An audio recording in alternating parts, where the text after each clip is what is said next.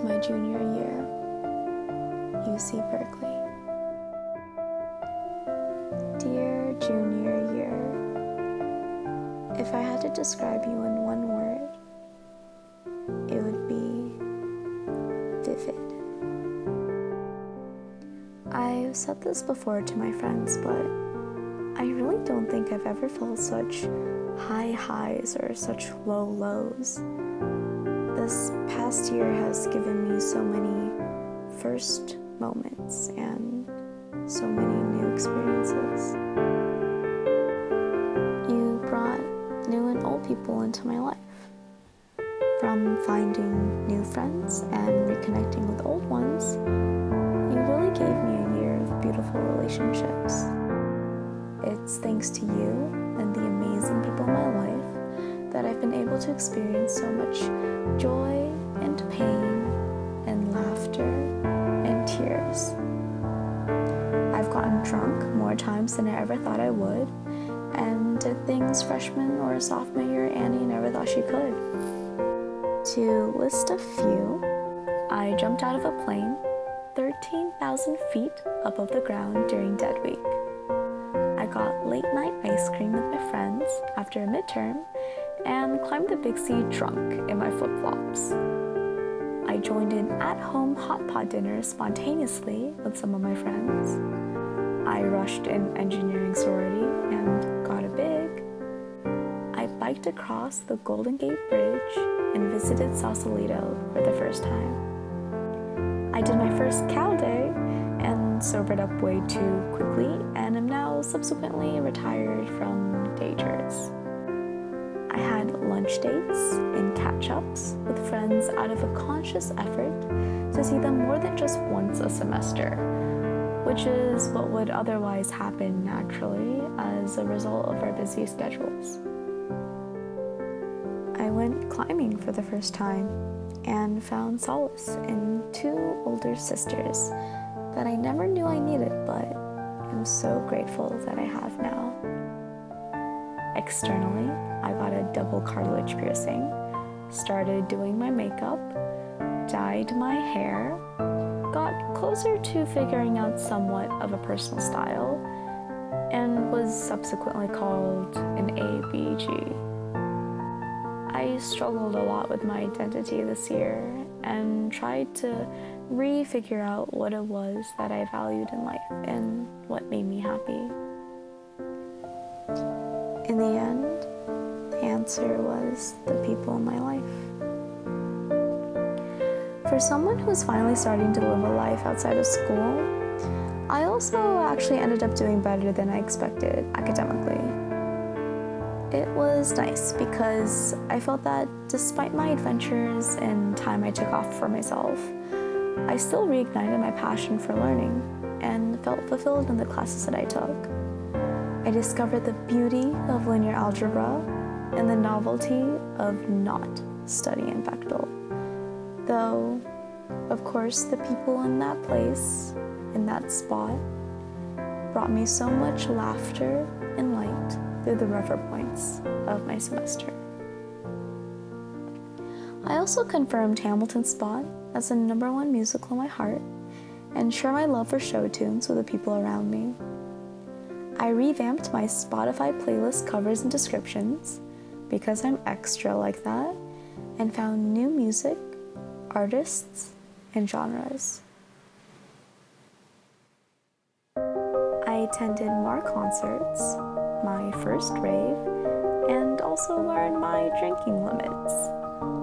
I learned that I actually enjoy whiskey, wine, and might low-key have an addiction to dark chocolate. I ran more and got better at my pacing after learning a pretty harsh lesson when I messed up my knee back in fall and had to wear a knee brace for a good while. And I learned that running makes me the happiest when I do it to reset my mood and regain a peace of mind. I also learned to love Berkeley itself. From the local grocery stores like Berkeley Bowl with their A1 produce and prices, to the sunsets that sweep the horizons with pinks and oranges and blues, to the unexpected spots of beauty around campus. Berkeley has really become my second home. This was also the first year that I was close to so many seniors. Even though they made my junior year special, and I love them more than anything in the world, it's also because of them that I had to experience the sad goodbye that's graduation, as I also attended my first ever college commencements this year. Junior year was also the year that I went on a lot of trips, both solo. It was the first year I flew that many times by myself, and with amazing people. Seattle was the start to it all. Exploring with just me and my music gave me an opportunity to explore the city in the best way possible. Tahoe is a pure, untainted memory that will always remain special in my heart. It was an escape from the smoke, a discovery of new friendships, a collection of terrible singing, a day of bright laughter, and much needed peace, tranquility, and clarity. Vegas was kind of a struggle, but I'm glad I always have Alyssa with me during family trips to keep me laughing and sane. New York was my first friend trip, my first time ice skating out on an open rink, my first time living in an Airbnb with friends, my first 2 Broadway shows, a revisit to my heritage, and a whirlwind week of special memories to start off 2019. Retreat was a well-needed reset with nature. It was a start to not only just my spring semester, but something new entirely. It's a memory filled with warm, innocent light. Oregon was a drive with a lot of rest and will be forever associated with snow and can openers. San Diego reminded me of my love for sunsets and beaches, especially sunsets over beaches, and was a long-awaited reunion with an old friend. Though, of course, Bay Area sunsets are so beautiful as well. Also, you know who you are, but thank you for helping me get through the first half of 2019. I wish I had more pictures of us, but that's okay. The memories will live on. Speaking of more memories, thank you, junior year, for giving me a space that finally felt like home. And with some more career-related stuff, during the beginning of fall was when I experienced my first full send recruiting season during my hunt for an internship.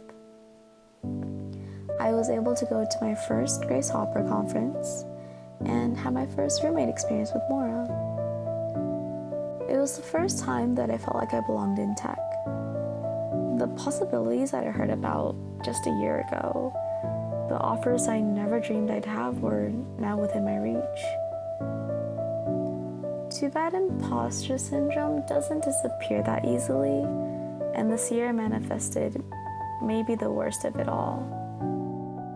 I don't think I've ever felt as unconfident in myself as I have this year. Not just with respect to the tech industry or my future career, but just kind of everything. I definitely hit some low moments when it came to my mood, didn't sleep enough, and struggled with self-love. It definitely didn't help either that I was fully aware of the juxtaposition between all the incredible new things that I was experiencing and the mess that was, or is, my brain. At least this was the year I finally went for it and got a therapist. Learning to be more okay with spending that money on myself and my well-being is something I'm still trying to come to terms with today, but hey, junior year, you were the start. You were the start of many things, and you were also the end to many others. You were definitely rough to deal with, but life is life is life, and I wouldn't be who I am without you. And for that, thank you. Signing off.